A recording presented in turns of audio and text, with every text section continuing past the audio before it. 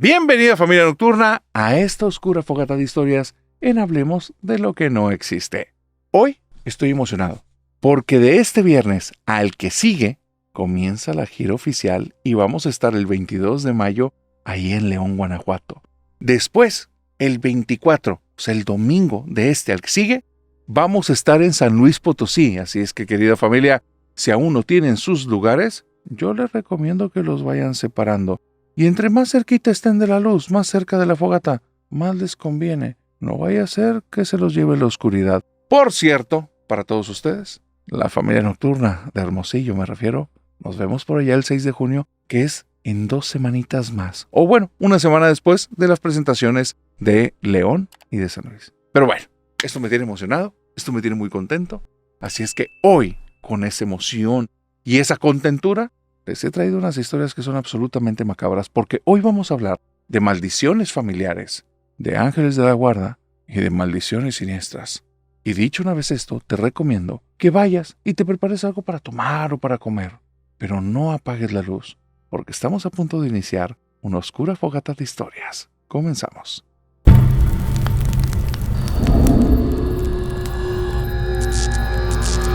Si me permites, voy a contarte la historia de 3 bodas malditas. Esta es la primera de las 3.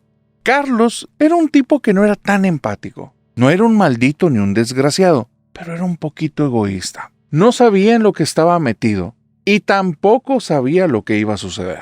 Él llevaba una vida con una pareja. No estaban casados, simplemente vivían juntos desde hace un par de años.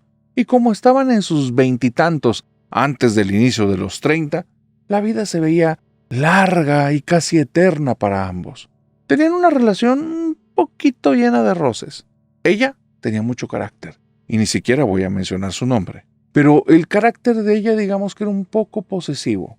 Carlos estaba a gusto, hasta que un día todo el pueblo en el que vivían se vio envuelto en una situación bastante extraña. Una familia nueva llega, y parece que esta familia tiene a un integrante que no es cualquier cosa. Es una niña que su cabello es del color del fuego y el rostro lo tiene blanco, blanco, blanco. Apenas parece que la luz del sol le ha dado y está toda llena de pequitas. Tiene un ángel, tiene un carisma, tiene una gracia tal que no solo fue Carlos la víctima de sus embrujos, de su belleza. Todos los hombres del pueblo se quedaban con la boca abierta cuando esta chica pasaba. Ella andaba alrededor de sus 18, 19 años. Pero no importaba la edad de los muchachos, aun cuando eran mucho menores que ella o mucho mayores, apenas la veían pasar, se quedaban boquiabiertos, mudos, y solo la podían ver y contemplar. Tal vez, si tú la vieras, no sería la mujer más linda y más guapa. Pero como el pueblo era muy pequeño, y ahí todos se conocían, ella era tan distinta que los tenía todos cautivados. La muchacha ya se lo sabía, porque no era el primer lugar en el que estaba. Su familia, por situaciones de trabajo, se mudaba cada cierto tiempo. El problema es que iban a tener una larga estancia. Su papá ya se lo había advertido y le dijo: te conviene, para que no te vuelva a pasar lo que ha estado pasando en los otros lugares a los que vamos, preséntate con las familias, sé muy amable y establece buenas relaciones con las mujeres, porque después van a creer que andas ahí sonsacando a los maridos. Esta chica, la chica de las pequitas, se llama Bianca. Bianca no es una mujer que le interesen los hombres que tengan pareja. No es una mujer que se esté metiendo con personas.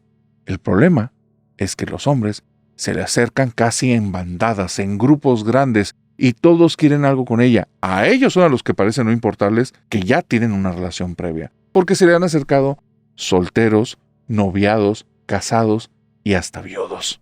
Pobre chica, no la dejan en paz, y a ella no le interesa una relación.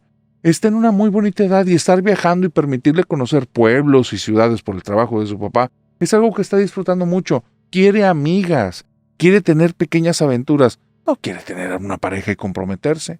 Por lo cual, te quiero decir que Bianca no estaba preparada para lo que pasó. Este pueblo no fue la excepción en lo que estaba ocurriendo. Todos y cada uno de los hombres del pueblo, si no le dieron un piropo que venía de una muy buena intención del corazón, no tanto una situación de quererla seducir, si no le dieron un piropo, si le tiraron los perros, si la buscaban ya con otras intenciones, y eso hizo que ella pusiera una barrera prácticamente con todos. Carlos estaba embelesado y no paraba de insistir, Y ella le decía abiertamente, a mí ya me dijeron que tienes pareja, no me interesas. Pero no paraba de insistir, no paraba de insistir, no paraba de insistir. Y la pareja actual de Carlos no estaba nada contenta. Comenzó a molestarse, comenzó a pasarla muy mal. Lo amenazó y le dijo, a mí no me gusta que en tu cabeza ya se metió esta mujer. A ti, en tu corazón y en tu mente solo hay espacio para una, y esa soy yo. Y que se sepa, Carlos, que si llegas a hacer algo con ella, que si llega a pasar algo con ella, me voy a vengar de ti. Y me voy a vengar mal. Y tú no me conoces en ese aspecto. Pero créeme, cuando me he vengado, las cosas no terminan bien. Esta chica, la novia de Carlos, también era una foránea, que un par de años atrás llegó al pueblo, unos que otros le estaban tirando un poquito la onda, pero Carlos ahí, en este pequeño pueblo, era todo un galán y un conquistador. Sabía hablar, sabía engatusar, sabía cómo establecer como un vínculo con las personas, hacerse el encantador. El tipo no era que buscara nada más utilizar a las personas, pero digamos que lo que te dije al inicio, esa gota de egoísmo, no hacía que pensar el daño que les podía causar. Lo que ocurrió en esta situación es que Carlos, después de 1 año y medio y después de haber roto su relación con su pareja actual, terminó andando con Bianca. Fue la única persona a la que Bianca le abrió las puertas, porque después de decirle abiertamente que no le interesaba andar con una persona con pareja, él no lo dudó. Y después de una semanita, fue y se paró enfrente de su pareja actual y le dijo, aquí terminamos las cosas, ni casado estamos y yo ya no estoy contento con la relación. Esta mujer se fue hecha una furia, pero una furia. No se puso ahí a rogarle y a decirle que pensara las cosas, solo señaló directo a la cara y le dijo, te lo advertí, porque yo sé que es por ella. Te lo advertí, que sepas, Carlos, que si llegas a tener algo con ella, me voy a vengar. Y mi venganza la voy a disfrutar, y tú y ella no. Y te lo voy a dejar claro, no es nada contra ella, porque ella me cae bien, es contra ti. Así es que si la quieres, más te vale de una vez que ni siquiera estés cerca de ella, porque va a salir muy embarrada. Y después de decir eso se fue. 2 años de relación. Este tipo era un espléndido. Se esmeraba como no tienen idea. Se ganó a la familia en la primera ocasión que fue a presentarse y ya Bianca estaba perdidamente enamorada. Después de 2 añitos, Carlos le pide matrimonio y la familia lo acepta. Y con eso cerró una condena. La boda iba a ser el evento del pueblo. La familia de Bianca no era una familia muy acaudalada, pero le iba bastante bien. Y eso les permitía hacer una fiesta a la que fueran todos invitados. Tal vez todos no iban a alcanzar 2 o 3 platillos, pero como varios se ofrecieron a matar un par de marranitos y a llevar ciertas viandas, iba a haber comida para todos. Iba a ser el festejo. Pero ese día algo pasó. Estando dentro de la iglesia, Carlos frente a Bianca, ahí, justo enfrente del altar, cuando el padre les pidió que hablaran en voz alta porque no tenían ni micrófono para que se dijeran sus votos el uno al otro, al fondo del pasillo, en la entrada de la iglesia, se escuchó un portazo. Eso generó un silencio en el lugar, y entonces unos pasos se interrumpieron en el evento. Cuando todos voltean es esta chica, la expareja de Carlos. Viene con un rostro lleno de rabia y va caminando directo hacia la pareja. Se para a escasos 2 metros, nadie se atreve a decir nada, porque parecía que Carlos no sabía con quién estaba, pero el resto del pueblo sí. Y comienza a decir, te lo dije y te lo advertí. A una bruja no se le engaña y no se le maltrata. ¿Y sabes qué? Tú lo hiciste. Y yo te lo dije, que contra ella no tengo nada, Carlos, pero que te alejaras, porque la ibas a embarrar, porque me voy a vengar de ti. Y volteó con la chica. Más te conviene no aceptarlo como esposo, porque de lo que viene, no me hago cargo de las consecuencias, pero vienen fuerte. Y tu vida se va a destrozar. La mujer levantó la mano. El padre quiso hablar y nada más puso la mano así y el padre se quedó helado.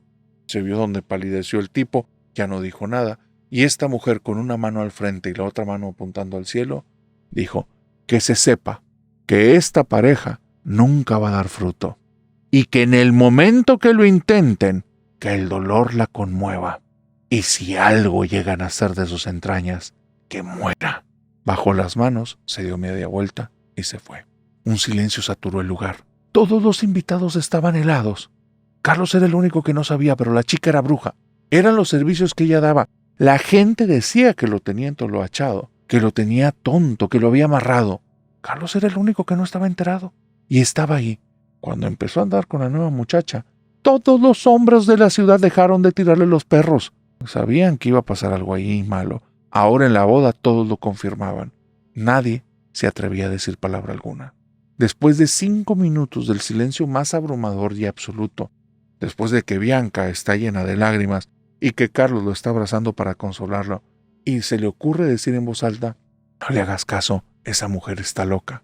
Después de 5 minutos, el padre toma la compostura, voltea a ver a todos y, muy presionado por la situación, les dice a los novios que les urge ya consumar el matrimonio, que ahí necesitan ya hacer frente a Dios esta promesa.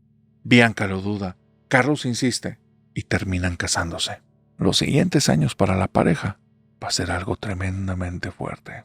Cada vez que tienen un encuentro, al día siguiente, Bianca prácticamente no se puede levantar. Hay dolor en todo su cuerpo. Algo sucede, es muy extraño, cree que es sugestión o algún tipo de problema psicológico. Ya ha ido a revisarse con un par de doctores y le dicen que lo que pasa es que está nerviosa.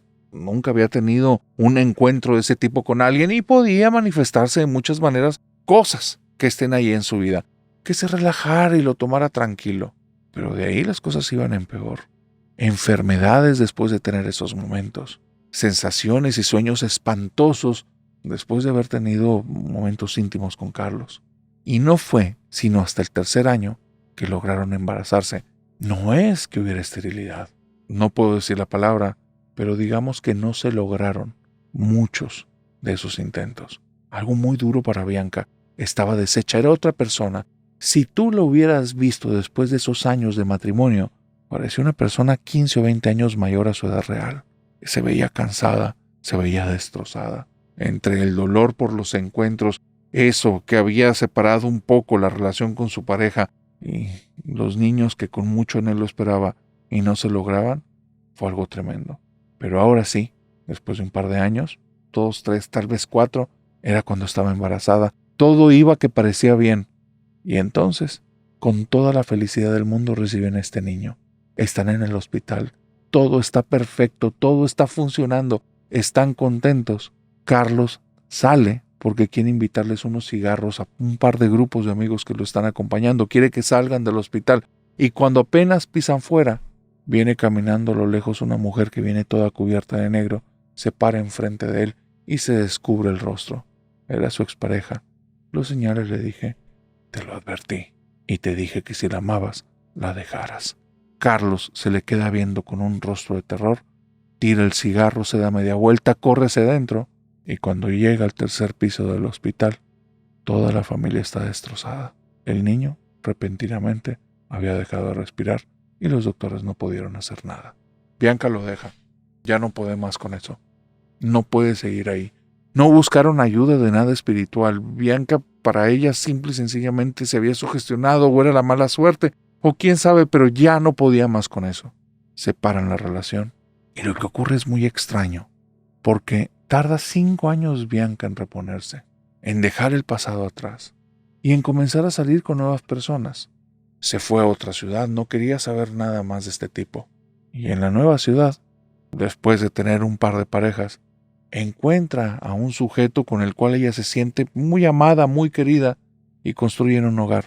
Y tienen 3 hijos, 3 niños sanos, 3 niños que son unos niños hermosísimos, que siempre han tenido muy buena salud, que son tremendamente lindos. Pero por el otro lado, Carlos nunca se volvió a casar, no volvió a buscar pareja, porque aunque era un tipo egoísta, no estaba preparado para estas consecuencias.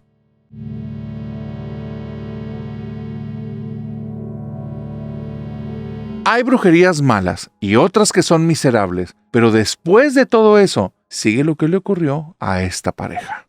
Lucio era el hijo mayor de una familia muy acaudalada que tenía mucho renombre en una ciudad muy grande de su país. Esperanza, por otro lado, era la segunda de las hijas de, digamos, la competencia de la familia de Lucio. Estas familias tenían generaciones de llevarse no mal, sino lo peor que te imagines. Algún negocio ocurrió en el pasado en el que terminaron en malos términos y todo ese odio se lo fueron pasando de generación en generación y no habían parado de hacerse gachadas los unos a los otros. Se odiaban a muerte. salvo Lucio y Esperanza. Lucio estaba bien metido en estas situaciones de venganza, ir a obstaculizarle su negocio por aquí, ir a pararle sus empresas por allá, generar demandas por aquí y por allá.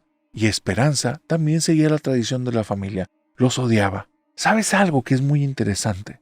Que cuando no conoces a las personas, a veces es muy fácil odiarlas. Y cuando las conoces en algunas ocasiones, te toma de imprevisto que no hay motivos para hacerlo. Y este es el caso, porque aunque eran de estas familias y las familias se odiaban, ninguno de los integrantes realmente conocía al de la otra familia. Conocían las empresas, conocían a los patriarcas y las matriarcas, las figuras grandes, pero los hijos, sobrinos, nietos, primos, los que no figuraban dentro de las empresas, ¿qué importancia tenían? Sus rostros no eran tan conocidos. Y un día Lucio, estando en un centro comercial, ve a una chica muy bonita, es una chica que está muy bien arreglada, se acerca como todo un caballero, le pide su teléfono y esta chica le resultó encantador. No sabían que estaban transgrediendo todas las cosas generacionales de sus familias, porque no sabían que pertenecían uno y otro a la familia. ¿Sabes cuándo se dieron cuenta? 5 meses después. 5 meses después que estaban perdidamente enamorados, que habían salido casi un centenar de veces, que se la pasaban todo el tiempo juntos. Hasta ahí se dieron cuenta que eran de la otra familia. ¿Y sabes cómo? De la peor manera, en una cena familiar. Cuando Lucio va a la casa de Esperanza, y va muy bien vestido este tipo, porque las cosas no se las tomaban con ninguna tranquilidad. Presentarlo a la familia no era cualquier cosa. Era la primera vez que lo iban a ver, y era el primer novio que Esperanza llevaba a la familia. ¿Y sabes algo? Con familia no me refiero a sus hermanos, hermanas y padres. A la familia. Tíos, abuelos, primos, sobrinos. Todo iba a estar ahí. Todo. Y una vez que entra Lucio, en lugar de una bienvenida calurosa, lo que lo recibió fue el sonido de una copa estrellándose en el piso y un montón de personas viéndolo, primero con una cara de sorpresa y después con una mirada de coraje. Y entonces Esperanza voltea con Lucio, se le acerca y voltea con su familia y le dice: ¿qué les pasa? ¿Es mi pareja? ¿Es Lucio, es el que hoy van a conocer? Y se le acerca rápidamente su madre, la toma por el brazo con mucha fuerza y le dice al oído algo bajito, que Esperanza después se lo contó a Lucio. Él es uno de nuestros enemigos. ¿Qué hace él aquí? Y donde ella escuchó eso, se acerca con Lucio y le pregunta a Lucio: ¿cómo te apellidas? Y cuando le dijo el apellido, pobre Esperanza, parece que ahí la perdió toda, porque se puso pálida, pálida, pálida. Esperanza le dice: yo me apellido, y cuando se lo menciona, Lucio no sabe ni dónde esconderse. Está en la cueva del lobo. Ahí, adentro de la casa, sin ninguna planificación y sin ninguna malicia, se acaba de meter en un nido de víboras, que en su casa no se queda muy atrás tampoco. Se da media vuelta y sale casi corriendo de ahí, lo que hace que todos revienten en carcajadas. Se están burlando de un miembro de la otra familia, de sus enemigos, y lo están disfrutando como no tienes idea. Esperanza va detrás de él. Lucio sale y le dice: lo que acabas de hacer es lo más inhumano que alguien me ha hecho en la vida, no quiero saber nada de ti. Y ella está muy afectada y le dice: yo no sabía cómo te apellidabas, yo no sabía que eras de esa familia, yo no sabía lo que iba a pasar. Lucio sigue muy afectado, ella no para de pedirle disculpas, durante un mes entero no se hablan, pero dicen por ahí, familia nocturna, y ustedes no me dejarán mentir, que donde hubo fuego, cenizas quedan. Y estos dos, después de un mes, no podían estar solos. Lucio le manda un mensaje a Esperanza, nada más para decirle: te estoy intentando perdonar. Y ella le pone una carita feliz y le dice: te extraño mucho. Y a partir de ahí, regresó el amor al 100%. Pero ya conocían el contexto de ambos. Ya no se iban a exponer. Todo fue escondidas. 4 años escondidas. Hasta que un paparazzi les tomó una fotografía y en diarios y revistas apareció la relación. La familia de Lucio se quería morir y la familia de Esperanza la quería enterrar. Estaban hartos de esta situación y se sentían traicionadas ambas partes, como si se hubieran puesto de acuerdo. Y aquí nos podemos dar cuenta que a veces las personas son muy parecidas aunque se odien, o tal vez por eso se odian. Ambas familias amenazaron a los hijos. Ni se te ocurra tener una relación con él. O lo dejas, o las cosas se van a poner malas para los dos. Ambos les dijeron lo mismo, por su cuenta, sin ponerse de acuerdo, pero los amenazaron abiertamente y que ni siquiera les cruzara por la cabeza que tuvieran una relación conjunta, que quisieran llegar al altar, que quisieran casarse, porque lo iban a impedir con todo su poder. Las familias son comerciales. Estas familias están metidas en negocios grandes. No tienen nada que ver con cuestiones espirituales. Pero cuando tienes recursos, a veces tienes acceso a poderes que el resto de la gente no. Porque lo que ocurrió en esa boda, créeme, nadie, ni siquiera tu peor enemigo se lo desearías. Lucio y Esperanza deciden que se van a casar. No van a tener ni invitados, ni siquiera amigos, porque hasta los amigos, como ciertos de ellos eran gente que estaba muy relacionada a la familia, ni siquiera ellos los apoyaban. Solo iban a ser ellos dos, un sacerdote, y el sacerdote, conociendo la situación de ambos, lo permitía que no tuvieran padrinos. Ellos, estando en una capilla muy pequeña, sin haber dado invitación a nadie, habiendo llevado todas las cosas en secreto, van un día y quieren formalizar. Los dos quieren vivir el uno para el otro. El repudio de la familia ya lo tienen ambos. Van a tener que hacer su vida aparte, porque la familia de ambos ya los amenazó. No va a haber herencia para ti, y a partir de este momento no va a haber recursos. A ver cómo le haces. Pero los dos sabían que iban a sacar las cosas adelante. Están los dos ahí con el sacerdote. Las puertas de la capilla están abiertas. Cuando algo extraño ocurre, comienza a escucharse un revoloteo de pájaros afuera. Pero no es cualquier cosa. Es algo tan fuerte, tan estridente, que no deja que las voces de ninguno se lleguen a escuchar.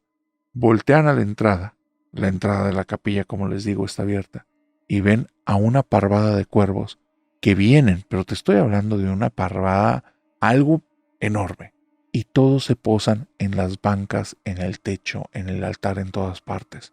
El padre voltea y les dice: esto es muy extraño, pero no dejemos que el diablo nos distraiga. Los dos hablan con el padre y al final no hay invitados. El protocolo es un poco más flexible por esta situación. Y le preguntan: padre, ¿alguna vez había pasado esto? Y el padre les vuelve a contestar: no dejen que el diablo los distraiga. Para ellos quedó claro que esta era la primera vez que pasaba algo así en ese lugar. Cuando llegue el momento de empezar a decir sus votos de amor, Lucio abre la cajita del anillo y lo que ve hace que Esperanza grite. Se le cae la caja al piso. Cuando abre la caja del anillo, que era algo que él tenía y 15 minutos antes lo había revisado para confirmar que estuviera ahí el anillo para este compromiso que iba a tener con su ahora esposa, todo estaba perfecto. Pero frente al altar, cuando abrió la caja, salieron mechones de pelo y el anillo tenía cabello enredado por todas partes, tanto el de él como el de ella. El padre les vuelve a decir: no dejen que el diablo los distraiga, concéntrense en lo importante, en su amor, en el amor que se tienen el uno al otro. Limpian de alguna manera los anillos, les da un poco de asco el seguir con ellos porque estaban llenos de pelo y no era un pelo bonito, pelo enredado, pelo espantoso. Entonces Lucio toma el anillo con sus dedos, toma la mano de Esperanza y cuando le está colocando el anillo en el dedo anular, el velo de Esperanza se incendia, se prende de la nada. Esperanza se lo tiene que quitar rápido, el padre la ayuda, avienta agua bendita que tenía ella al alcance de la mano, no lo logra apagar, se cae el velo al piso y cuando cae en el piso no está totalmente como calcinado, se ve como café, como si hubiera sido algo superficial. Pero eso no tiene ningún sentido. ¿Qué hizo reacción para que generara eso? No hay velas alrededor de ella, se incendió sobre su cabeza y tuvo una gran suerte porque no se le quemó el cabello. Apenas los dos están comenzando como a relajarse por lo que acaba de ocurrir, cuando afuera de la iglesia se escucha un estruendo tremendo. No es un estruendo cualquiera. Tanto el padre como ellos dos salen corriendo para ver qué pasó. Y el vehículo, que era el vehículo de los novios, está estampado contra una pared. Un camión de estos de construcción, de los que llevan materiales que pueden llevar toneladas encima, fue y se estampó directo. El chofer corrió con una suerte tremenda porque estaba abajo tomando algo antes de subirse y justo ese camión de repente fue y lo estampó ahí en la capilla. El conductor estaba muy apenado y les decía: no sé qué pasó, yo iba manejando normal y el volante dio un giro para la izquierda de la nada y no lo pude contener. Afuera de la capilla, ahí la pareja escuchando eso, solo voltearon a verse, guardaron los anillos. Él le dio el anillo que le correspondía a él y se lo dio a Esperanza. Esperanza le dio el anillo que le correspondía a ella, se lo dio a Lucio. Voltearon con el padre y les dijo: hijos, no dejen que el diablo los distraiga. Y voltearon a verlo y le dijeron: padre, ya nos distrajo lo suficiente, vamos a pensar mejor las cosas. Y ya nunca se casaron.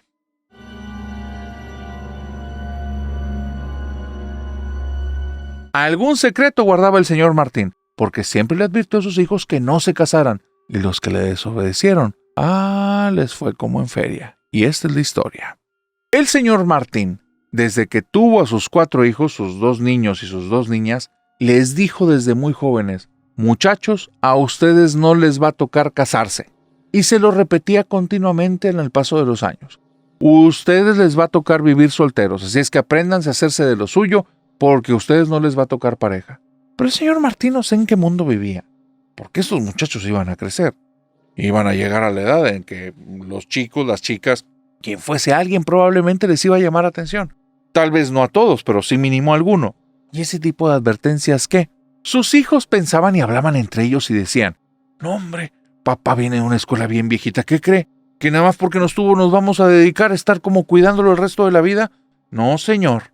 Y un día lo confrontan y le dicen: pues papá Martín, pues se va a molar, porque queremos estar noviados y usted no nos los va a impedir. Y que el señor Martín les dice: pues no es para que me cuiden y yo no los quiero nada más para mí. Pues es que hay cosas que no se pueden contar, hijos, pero no se queden con nadie. Ustedes quédense solteros porque les van a hacer mal a los demás. Miren, yo sé que para muchos van a decir esto debe haber generado traumas, pero para los hijos de Martín los volvió unos rebeldes. Eran buenos en lo que hacían, unos de ellos estaban en trabajos muy técnicos, no les gustaba el estudio, otros de ellos eran muy buenos estudiando, pero en lo que se dedicaban eran buenos, personas entregadas. Papá Martín, no creas que era un tipo holgazán que se la vivía en casa diciéndoles una y otra vez esto, no. Era un sujeto deportista entregado al trabajo y entregado a sus hijos. Se quedó viudo desde unos años atrás y desde que estaba viudo, quién sabe dónde le sale tiempo y energía al tipo porque siempre estaba bien despierto, bien puesto y atendiendo a todos y echándole todas las ganas.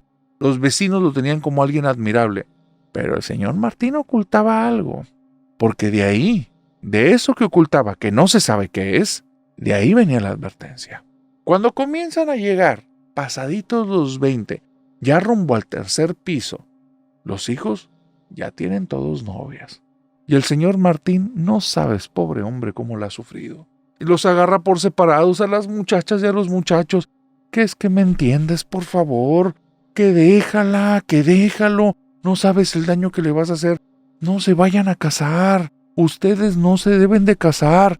Y los muchachos, en reuniones que tenían cuando papá no estaba en casa, lo dejaron claro. Pues aunque papá le duela, sepa la fregada que se le metió en la cabeza a ese señor, pero nosotros nos vamos a casar. Y te lo vuelvo a decir, algo ocultaba el señor Martín, porque empezaron a pasar cosas muy raras. La primera que estaba a punto de casarse, que era la segunda de sus hijas, digamos la penúltima de todos los muchachos, ella tenía un novio que era un tipazo, un sujeto súper trabajador. Tenía su dinero, lo había forjado él solo. Desde muy pequeño él se quedó sin papás y le había tocado sacar el changarro adelante. Y vamos que es de estas personas que no se deja vencer con nada. Ella ya le había contado las advertencias de su padre y le dijo: tú no te preocupes, a tu papá no le va a faltar nada y con eso va a estar tranquilo. Y el novio de la muchacha a partir de ahí le había metido el doble de ganas y le mostraba al señor Martín una y otra vez cariñitos. Le dejaba un poco de dinero, lo apoyaba con el pago de algunos servicios, le llegó a dar el enganche hasta de un carro para que lo sacara. Y cada cariño que le daba el señor Martín se ponía bien triste y le decía: muchacho, me gustaría que las cosas fueran diferentes, pero no te cases con mi hija. Por su bien, por el de los dos, no se casen, quítense de esa idea. A ella no le toca casarse. Y este hombre se retira y le decía: pues papá Martín, vea las cosas que le estoy trayendo y no lo aprecia. Dice: me duele que me estés dando tantas cosas, no me las merezco. Algo ocultaba el señor Martín, porque 3 días antes de la boda, el que iba a ser su yerno, algo le pasó y agarró a golpes a la hija de Martín. Pero a golpes. Terminó ella en el hospital y este sujeto terminó en la cárcel. Lo raro es esto.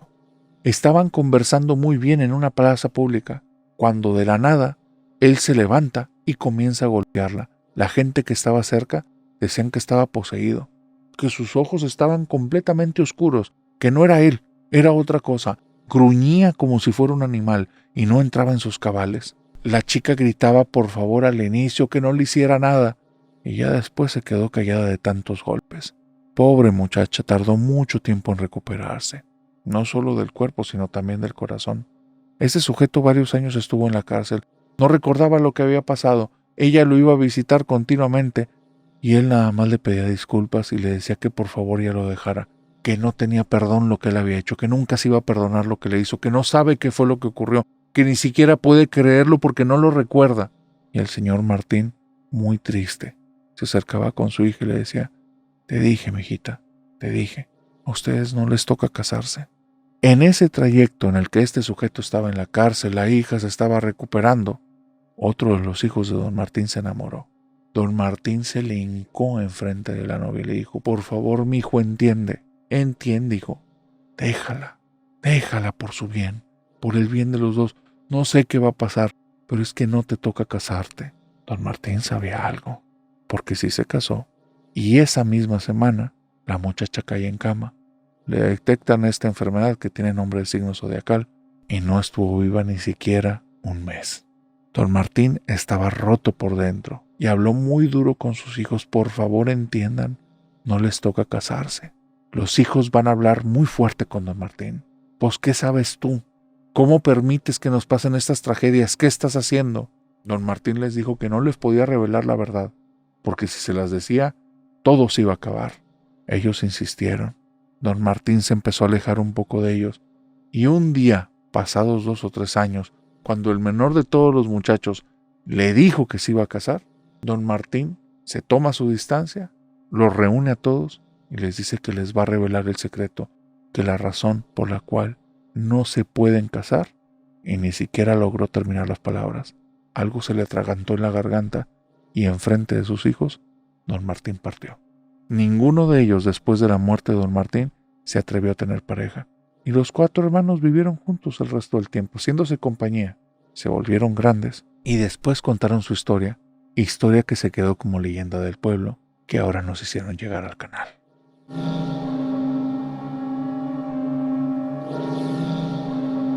Que se sepa que la actitud y la energía en muchas ocasiones es la cura contra la brujería. Sarita era tremenda y era una bribona. Desde que era muy pequeña, era traviesa como pocas, hija de su madre, decía su mamá para todo. Ya a sus 5 años, todos la reconocían porque siempre andaba con su cabello chino todo desgreñado por sin ningún lado. Llevaba siempre una sudadera que tenía estas capuchas porque se la ponía porque ella decía que era una espía.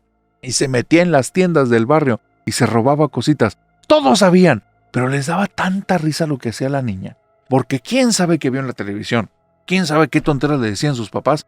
Porque la niña iba, se metía en las tiendas, se ponía su capucha, se pegaba al puesto donde estaban las cocas, se le quedaba viendo la encargada, y donde apenas volteaba la encargada para hacer algo, Sarita ya estaba metiendo la mano en uno de los refrigeradores abriéndolo, volteaba la encargada y ella se quedaba volteando al piso como si la mano no se viera o quién sabe qué creía en su mente, pero la encargada la estaba viendo, volvió a voltear y Sarita metía más y más la mano hasta que la encargada iba viendo cómo iba sacando el refresco y lo ponía hacia abajo. Y ya los encargados de las tiendas ya lo hacían a propósito, se volteaban un segundo y volteaban. Y nada más iban viendo poco a poco cómo Sarita iba recogiendo la mano, iba bajando el refresco y después se lo metía en la sudadera y después iba caminando lentamente dándole la espalda al encargado como si no la vieran, como si fuera invisible, porque ella decía que era una espía. Cuando agarraba las galletas, no, ay sí, mira, hay descaros y después Sarita, porque se ponía enfrente de los encargados de la tienda y las agarraba con las 2 manitas así, pero viendo para abajo y cubierta con la capucha. Se le salían los cabellos de la capucha, todos sabían que era Sarita, y estaba con las 2 manitas así, y después nada más veías donde poco a poco se las iba metiendo aquí. Y como si tuviera un sexto sentido la niña, siempre sabía cuando le estaban viendo y cuando no, porque nunca la veías moverse. Era, te volteas para un lado y al voltear ya le está más cerquita las galletas. Te volteabas para un lado y al voltear ya las tiene aquí y se quedaba congelada. Esa niña traía una chispa como no te imaginas.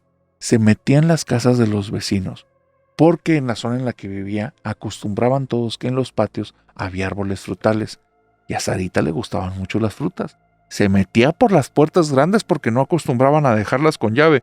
Ya iba Sarita caminando dentro de la casa, y cuando la volteaban a ver, congeladita en medio del pasillo. A todos los sacaba carcajadas la niña, se tenían que aguantar porque no se querían reír enfrente de ella para que la niña no se asustara. Pero era una niña que tenía una chispa tremenda. Cabe aclarar que la comunidad en la que vivió Sarita cuando era pequeña era una comunidad de mucha gente mayor. Muy probablemente les estaba trayendo como mucha vida. Por eso la dejaban hacer eso. Esas cosas que le dejaron a Sarita dejaron una huella.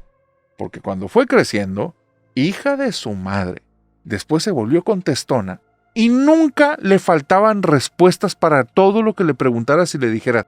Nunca se quedaba callada. Que si tenía razón o no, eso que le importaba, pero no se iba a quedar callada y siempre iba a responder. Y si le decías, Sarita, ¿por qué te estás llevando esto? Pues por algo estaba ahí, te respondía. Te sacaba la carcajada porque no se esperaba ni un segundo. Y las cosas que decía a veces estaban tan fuera de lugar y ella te lo decía, pero con unos pantalones. Creía lo que te estaba diciendo y cuando le decías, pero lo que me acabas de decir, ¿de dónde lo sacaste? Pues de dónde saqué esto también. Y se estaba llevando algo de las tiendas o algo de otro lado. Era tremenda, pero tenía un ángel y una chispa. No tenía malicia. Cuando le enseñaron también que esas cosas se llama robar y no lo debe hacer, dejó de hacerlo. Pero para las discusiones esas sí, mira, nunca le hicieron entender.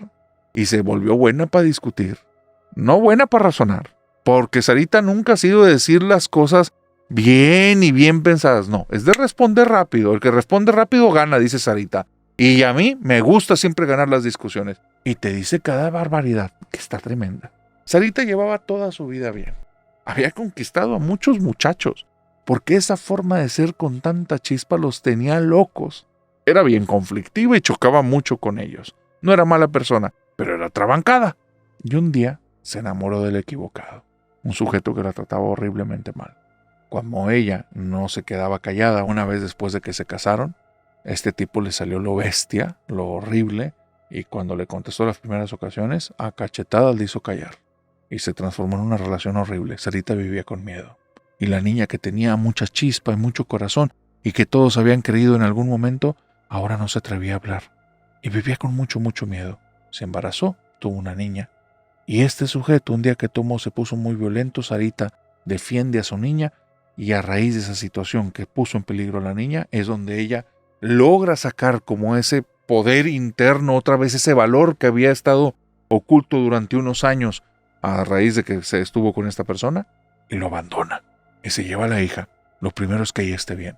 Su madre, una mujer muy linda, muy buena, una mujer que siempre estaba muerta de la risa con cada tontera que hacía Sarita, lo recibió en su casa. Viendo vemos, decía la madre de Sarita. Y era la forma de decir, pues de alguna manera lo tendremos que sacar. La mamá de Sarita comienza a criar a la niña porque ya es una persona que para este punto ya es alguien mayor. Y Sarita comienza a buscar trabajos por todas partes y se empieza a mover. Y se da unas desgastadas que no te puedes ni imaginar. 2 horas al día dormía. Nada más. No había tiempo para otras cosas. Tenía 3 trabajos. Había que llevar dinero a la casita, había que pagar recibos, había que pagar doctores, había que pagar estudios, había que pagar todo. Y su mamá ya no estaba en condiciones para trabajar. Dando y dando, dijo un calvo. Y en este caso la mamá le daba educación a la niña y Sarita iba trayendo todo el dinerito para que todo funcionara. Y entonces la vida le recompensó a Sarita. Después de tantas friegas, después de tantos momentos duros y amargos, después de tantos momentos buenos y de gente que la quería, conoció al fin un tipo que le estaba dando mucho cariño y amor. Muchísimo. Un sujeto que no quería nada más en ella que estuviera feliz. Y ella al principio estaba muy a la defensiva, pero después de meses y meses, empezaron a tener una relación bonita. Y Sarita le decía, cuando le traía algún regalito o le tenía algún presente, pero si nos casamos no vayas a cambiar, no te vayas a volver en un gorila ni en un orangután, porque entonces ya no te voy a querer y contigo sí me voy rápido, no me voy a esperar. Y él soltaba la carcajada, vieja trabancada, ¿de dónde sacó eso? No conocía su historia. Cuando la fue conociendo, muy sensible, él llegó y le dijo, ya entendí, no te preocupes, yo no te voy a hacer nada, yo te quiero y quiero a tu niña, quiero que las dos estén bien. Y Sarita, por primera vez en la vida, conoció realmente a alguien que la amaba. Pero la vida es la vida, y quien cree que la vida debe de ser justa, parece que se ha estado basando más en libros que en la realidad. La vida es la vida, y las cosas suceden, a favor o en contra. Y a Sarita, cuando está en su mejor momento y cuando las cosas estaban brillando y todo parecía que iba para bien, un día no se puede levantar de la cama. No se puede, tiene un dolor, pero es un dolor que nunca en la vida ha tenido y se siente tan mal, pero tan mal, que la llevan de urgencia al hospital. Está en observación 3 días, están haciendo un montón de pruebas y análisis y le dictan una enfermedad y le dicen, esta enfermedad no debería de ser terminal, Es una enfermedad que es crónico-degenerativa, no se va a curar ya nunca, pero no debería ser terminal. El problema es que no te habías dado cuenta que la tenías y tienes muchos años con ella y en el punto en el que está, no te damos más de 3 meses de vida. Y Sarita se queda impactada. ¿Cómo? 3 meses, Sara. No hay más. Tu cuerpo no va a resistir. El dolor que tienes no se va a ir nunca. Te vamos a dar medicamentos para que lo sientas menos, pero es que está ya muy dañado tu cuerpo. Lo lamentamos mucho, pero mejor es decirte las cosas como son. No te queremos vender falsas esperanzas. Va a llevar un tratamiento para que mínimo esos 3 meses sean con calidad de vida. Y Sara está destrozada. Sara está en su casa y está reflexionando y está pensando en mi hija y qué le va a pasar ahora y qué es lo que va a suceder. Y se acuerda de la frase de su madre, viendo vemos. Y cuando se acuerda de esa frase, viendo vemos, algo cambió dentro de ella. La pareja con la que está es un tipo que está ahí, pero devoto. Todo lo que ella necesita, haber escuchado lo que le pasó, lo rompió en 1000 pedazos. Pero ahora que estaba ahí en la casa, él lo único que quería es que ella descansara, que estuviera bien, aunque fueran sus últimos momentos, aunque él estuviera roto, pero que no le faltara nada. Y un día Sara se para, y cuando él entra a la habitación y dice, no, ¿qué haces? Siéntate. Que no me estés haciendo ahí, que me acueste, que ahora le quiero echar ganas. Y la Sarita revivió y empezó a moverse la hija de su madre, aunque el cuerpo le costaba, como no tienes idea, y poco a poquito empezó a comer, empezó a caminar, porque dentro de ella decía, viendo vemos, viendo vemos. Y ella después cuenta, lo que yo me estaba hablando en mi cabeza es, pues si son los últimos 3 que estén buenos, ¿no? Yo no los quiero estar viviendo mal, que se queden con un bonito recuerdo y no de una vieja ahí tirada. Sarita era trabancada y se habló muy duro a sí misma, pero eso le funcionó. Y se empezó a mover y a mover y pasaron 2 meses. Y la familia estaba ahí al borde del precipicio y pasaron 3 meses y Sarita con unos dolores que no te puedo ni explicar, porque la enfermedad estaba y no se iba.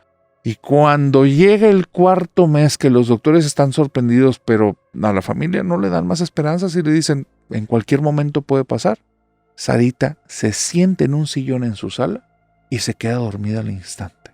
Cuando se queda dormida, siente un dolor en el cuerpo, pero es algo horrible, horrible, peor que todos los que ha sentido, y siente donde algo se acaba de desprender de ella.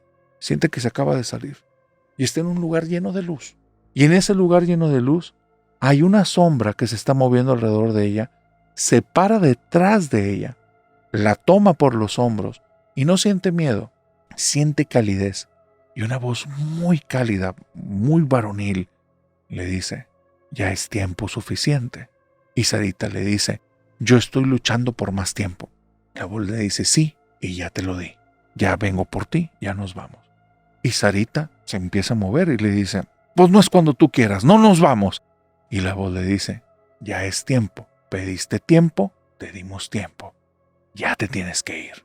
Y ella dice, ir a mi casa. Ahí está mi niña y ahí me están esperando. ¿Tú qué quieres? Yo no me quiero ir contigo.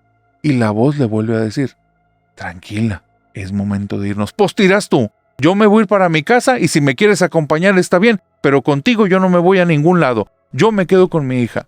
Y dice ella que está en ese estado, en ese lugar todo lleno de luz, comenzó a escuchar carcajadas por todas partes y le dijeron la voz, tú siempre tienes algo que responder. Y si no me dejas me voy a poner peor, contestó Sarita y se despertó.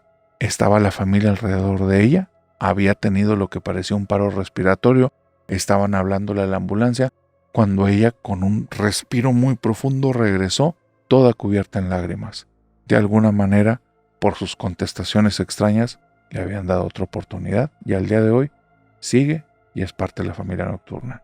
Y Sarita, por todos los años que te queden, sigue luchando toda la familia nocturna. Te mandamos toda la mejor vibra. Gracias por compartirnos tu historia.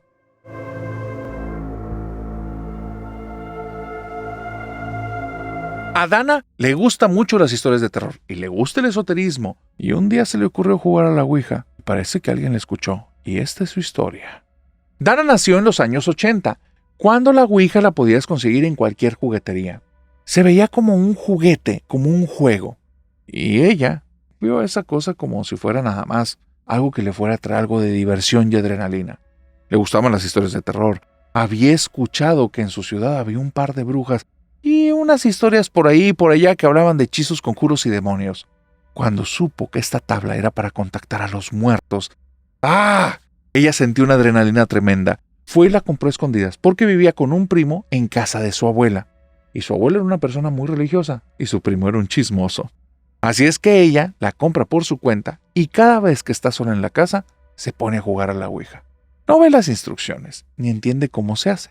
Solo comienza a hacer preguntas al aire y empieza a agarrar la tablita esa y ella la mueve respondiéndose a sí misma, respondiéndose sola. Cree que es así como funciona, como si algo le fuera a decir cosas en su cabeza y las tiene que mover con la planchette y así ella va haciendo las respuestas. Y de repente está sorprendida y de repente ella está como muy involucrada hasta que un día se clava tanto con ese juego de hacer preguntas y respuestas que ella misma se responde que la abuela la descubre. No se dio cuenta que la abuela ya había llegado a la casa y cuando escucha algún ruidito la abuela en la habitación y encuentra a esta Dana jugando con esa tabla, no, cállate que casi la corre de ahí. Saca la ouija, la hace que la tire a la basura y después de eso todos los días la abuela está aventando agua bendita en la casa y está rece y rece por todas partes. No había pasado absolutamente nada, nada en esa casa. No se sentían cosas extrañas, no había sensaciones, voces, no había nada. Pero la abuela era muy religiosa. Y pasando unos días, Dana preguntando a algunas amistades que les dice que ya no puede tener como que el juego de la ouija porque ella siempre iba a contarles que ahora me contó esto y ahora me dijo esto. ¿Qué te vuelvo a decir? Por como lo expresa Dana, era ella contestándose a sí misma. Nunca se movió la planchette por su cuenta, nunca sintió que nada le empujó. Ella creía que el juego era pregunta y lo que te venga a tu mente, muévelo con esa tablita. Bueno, cuando le cuenta esto a las amistades lo que pasó con la abuela, sus amistades son las que les dicen, oye, ¿y por qué no juegas al Charlie Charlie? Y ella dice que es el Charlie Charlie. Y le explican cómo es. La hoja con los hilos, no, las plumas, todo lo que tú ya conoces de Charlie Charlie. Ella le está cruzando la idea de si jugarlo o no, cuando comienza a sentir una necesidad de hacerlo.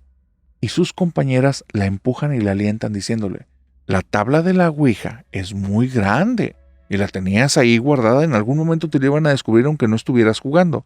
Pero esta es una hoja de papel, acabando la tiras y son plumas. Y ella lo vio como la forma más sencilla de estar jugando sin que nadie se dé cuenta. Ay, querida familia nocturna, les digo que no jueguen estas cosas, porque no estamos preparados para cuando sí ocurre algo. Hace una pregunta que ni tiene relevancia, pero la pluma se mueve sola y empieza a girar. Después el papel se mueve para un lado y no había viento en la habitación. Ella se queda muy sorprendida, entonces escucha que la puerta de la casa se abre y con mucho miedo va, agarra todos los instrumentos que está utilizando y las hojas extra que había tirado en el piso porque no le salía bien hacer las divisiones y todo eso, y al final se queda en la habitación como asustada por lo que acababa de ver y asustada porque estaban a punto de atraparla. Llega la noche de ese día y estando ahí en la casa, la abuela se acuesta en la cama, es una cama king size, es la única que hay en la casa y duermen los tres. El primo, que es el chismoso, se acuesta en medio y ella se espera que se queden bien dormidos porque está muy agitada todavía, y cuando escucha que la abuela está roncando y que él, su primo, está respirando como de manera profunda, va, toma su lugar en la esquinita de la cama y donde apenas reposa la cabeza contra la almohada, el cuerpo se le paraliza al instante. Al instante. Se da cuenta porque los ojos los tiene abiertos y ya no se puede mover más de esa posición. Escucha que algo se está moviendo en el cuarto y después hay un sonido característico que reconoce al instante. El closet de la abuela, un roperito que tiene de madera ahí, se abre la puerta y se escuchan pasos que vienen desde el closet hasta justo enfrente de ella. Logra mover el ojo de alguna manera y ve que hay una sombra muy oscura de pie ahí, al borde de la cama, cuando siente que algo la toma de la pierna con mucha fuerza y le empieza a estirar. Y nada más ve la puerta que tiene frente a sus ojos que cada vez más está corrida hacia la izquierda, porque algo la está jalando y ella no se puede mover. No puede mover más que los ojos, no entiende ni siquiera cómo está respirando porque no tiene control de nada de su cuerpo más que la mirada, y la está estirando, y la está estirando, y la está estirando. Y entonces en su cabeza escucha la voz de su abuela que está rezando y empieza a escuchar que es un rezo a San Miguel Arcángel. San Miguel Arcángel, protector nuestro, ayúdanos en la batalla contra las legiones de nuestro enemigo. defiéndenos contra las huestes de los demonios y los ángeles caídos, y algo más decía la oración. Y ella, después de escuchar a la abuela que le está repitiendo, entiende. Mi abuela me está pidiendo que yo también la repita. Y con la voz que tiene en su mente, comienza a decir esta oración. Escucha un gruñido en la habitación y le aprietan la pierna con fuerzas, con ganas de lastimarla, la estiran un poco más rápido, al punto que ya está más de medio cuerpo fuera de la cama. Y vuelve a repetir la oración, pero ahora con más injundia, con más fuerzas. Y esa cosa la suelta, el pie cae, y donde toca el piso, en ese momento toma otra vez compostura, tiene control de su cuerpo, brinca de la cama y grita por el miedo que no lo puede controlar. En el momento en el que la grita, la abuela se levanta muy agitada. ¿Qué pasó? ¿Qué pasó? ¿Qué pasó? Y ella está a punto de decirle todo, cuando voltea hacia la abuela y ve que la abuela está sorprendida porque el primo de esta chica, el otro nieto de la abuela, está acostado en la cama con los ojos abiertos, con la boca abierta y no se puede mover, pero le está temblando la boca. Y le dice, está teniendo un ataque, está teniendo un ataque. La chica se mueve con el primo y entonces el primo empieza a sollozar y se empieza a mover y empieza a sollozar y después están intentándolo tranquilizar, no entienden qué pasa y es él el que tiene que abrir la boca y dice, una sombra se salió del closet, no me podía mover. Gracias, abuelita, por lo que estaba rezando porque lo empecé a decir en mi cabeza y esa cosa me dejó, pero me estaba bajando de la cama y me iba a llevar. Y esta chica se da cuenta que lo que el primo está contando es lo que le pasó exactamente a ella. La abuela le dice, son puros sueños, hijo, yo estaba bien dormida, a mí me despertó el grito de tu prima. Y fue ahí cuando entendieron que alguno de los ángeles de la guarda, o tal vez San Miguel Arcángel, estaban hablándoles con la voz de su abuela, diciéndoles que lo invocaran para que los defendiera.